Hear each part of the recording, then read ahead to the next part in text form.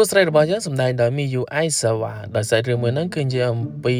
តួប្រុសតួស្រីយើងទាំងពីរនាក់ហ្នឹងធ្វើការនៅហាង bakery ជុំគ្នាទៀតហើយមួយរឿងទៀតហើយក៏ប៉ុន្តែរឿងនេះគឺតួប្រុសរបស់យើងហ្នឹងវាតែងតែមានសង្សារវាហ្នឹងមកមើលត្រួតមើលរបៀបរៀបរយរបស់វាព្រោះ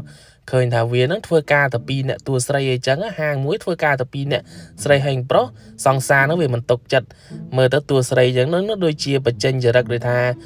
មានការចាប់អារម្មណ៍ទៅលើតួប្រុសយើងអីចឹងឲ្យអាសង្សារហ្នឹងមានការដូចថាចាប់អារម្មណ៍តែងតែមកត្រួតពិនិត្យមើលរាល់ថ្ងៃអីចឹងដល់ទៅពេលយប់ឡើងហ្នឹងក៏มันខុសពីអ្វីដែលសង្សារតួប្រុសហ្នឹងវាសង្ស័យមែនគឺតួស្រីរបស់យើងហ្នឹងបញ្ចេញចរិតចង់បបួលតួប្រុសយើងទៅលេងបន្ទប់អានោះក៏ត្រឹមទៅដល់ទៅពេលទៅក៏មានការហ្នឹងហើយក៏ប៉ុន្តែមានការបែបថាអត់ទាន់បែកទឹកទេក៏ប៉ុន្តែមានការបាញ់ទឹកញាក់សាច់ដាក់មាត់ទ្រុល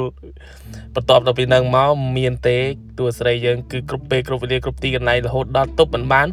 បែកខ្ចាយទ្រុលពេញហាងនឹងតែម្ដងញាក់សាច់ហើយសង្សារហ្នឹងមកមើលទៅក្រោយខ្នងសង្សារហ្នឹងតែម្ដងកុំចង់ខ្លាំងឯសោះអសលចូលលើកឡើងពណ៌ស្វាយហ្នឹងគឺជាលេខកូដ complete ទៅ search មើលមិនខកម្ដងហើយបើចូលចិត្ត complete ចុច like ចុច follow ផង